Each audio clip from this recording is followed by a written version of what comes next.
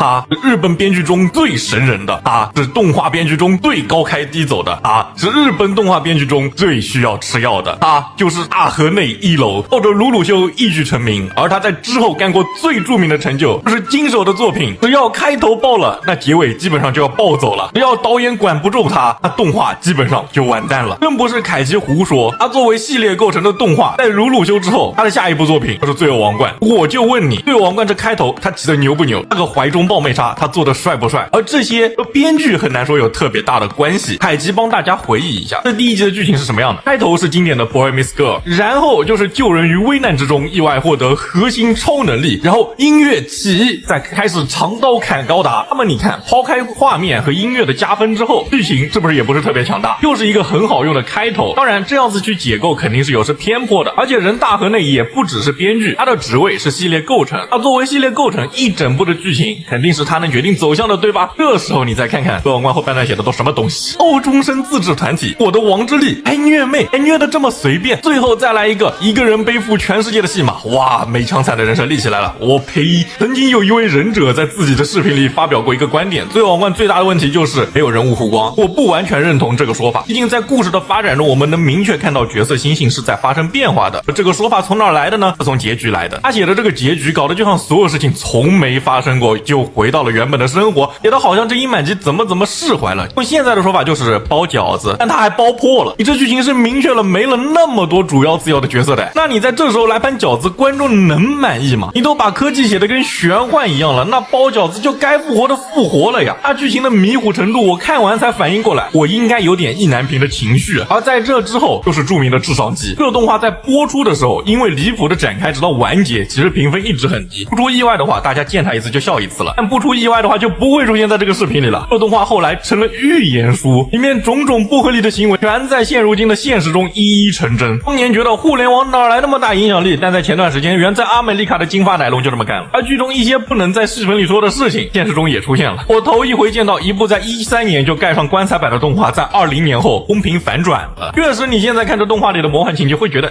还挺合理的，但正是这种风评反转也正好说明了在当年大家看到这动画是怎么样的满头问号。而在这之后，大河内的动画依然没有任何改变。甲铁城本来就只要好好写个建议男主打丧尸的剧情，但后期依然选择了暴走超展开。至此大河内已经坐实了要不能停的美名，如果导演控不住编剧，那剧情基本上就完蛋了。不过事情在 Princess Principle 中有了转机，这动画在班咕咪上面评分 7.4， 要知道从罪恶王冠开始，大河内做系列构成的动画评分就在6分左右。难道青百合拯救了大河内不是的，据说他们在最后把大河内撤掉了。是的，不要写前面的剧情，他就是神，剩下的如果没办法让他乖乖吃药，他只要不让他写就可以了。这之后的大河内也确实安分了几年，在这里我们可以下个判断，青百合拯救了大河内。不过吧，人类在历史中吸取的唯一教训就是人类不会在历史中吸取任何教训。在2022年又有动画企划找来了大河内，就是机动战士高达水星的魔女。